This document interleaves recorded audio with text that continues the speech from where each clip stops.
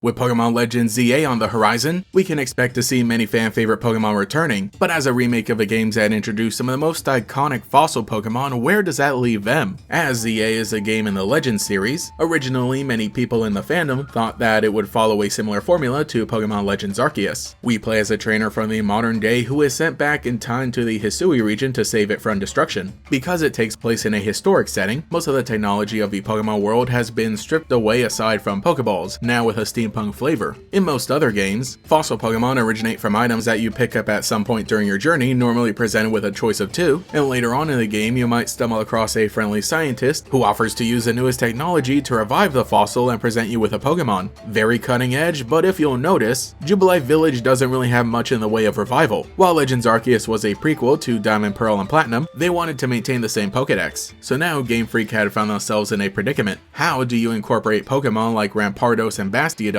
that are canonically extinct and require futuristic technology to exist? And that is where the overall premise of the game beautifully comes full circle. The core conflict centers around space-time distortions opening up and causing trouble, so why not utilize them as a gameplay mechanic? They'll show up in the wilderness, and inside you can find Pokemon displaced from the ancient past like Rampardos and Bastiodon, and heck, even futuristic beings like Magnemite. So I think you can see now why there might be an issue with Legends ZA. After finally getting a gameplay trailer, we realize that the story takes place maybe a few years after the original X and Y, no time travel required, and the main ways in which we'll be able to encounter Pokemon will be through dedicated wild zones built throughout the city, which, by the way, the entire game will be taking place inside a newly expanded Lumio City. So I'm just wondering where that will leave Pokemon like Aurorus and Tyrantrum. Yeah, Legends ZA will be taking place in modern day, so canonically there will be fossil restoration technology. The main thing I'm wondering is if they bring them back through the usual way, because for one thing, how the fossil Pokemon worked in X and Y were pretty basic and similar to previous outings, where you go through a story beat inside of a cave that would reward you with one or two fossil items. But seeing as we might not be able to access Glittering Cave or the lab in Ambrit Town, things will be different. If there does end up being a way to obtain fossil items and a lab to restore them inside the city, sure, that could work,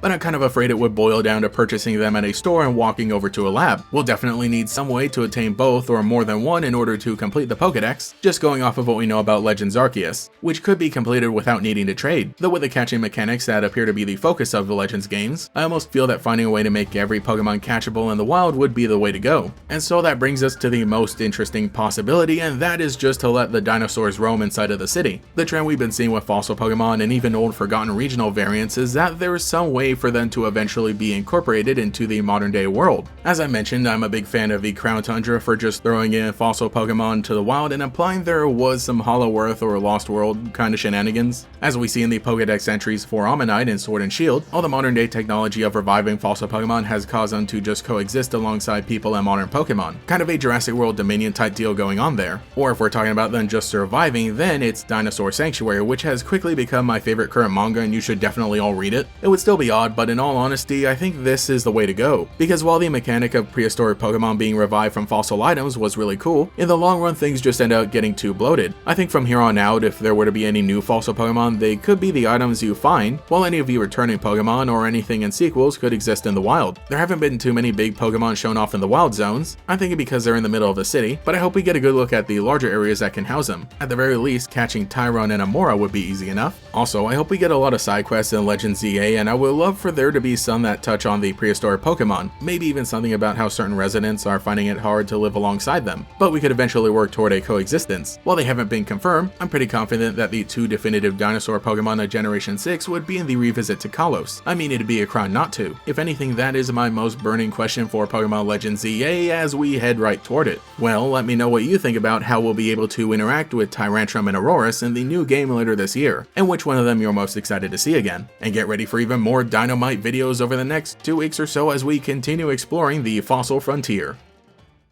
Thank you to every channel member for your support, including the Great Gators, Shash, Cosmo Zero, Alex with Shiny Hunts, Tyler Hopper, Lockadox, Koi13, Cemetery Hill, Cheez-It62, Gator Kid 509, TF, Mathaclog947, Taijirai, Justin R, Phantom, and Quago. If you would like to support your name here, get access to emotes for comments, live streams, sometimes early videos, and our monthly members podcast, you can become a channel member today. You can also follow me on Twitter and Blue Sky as well for more memes. Anyway, this is GatorX, and I'll catch you all later.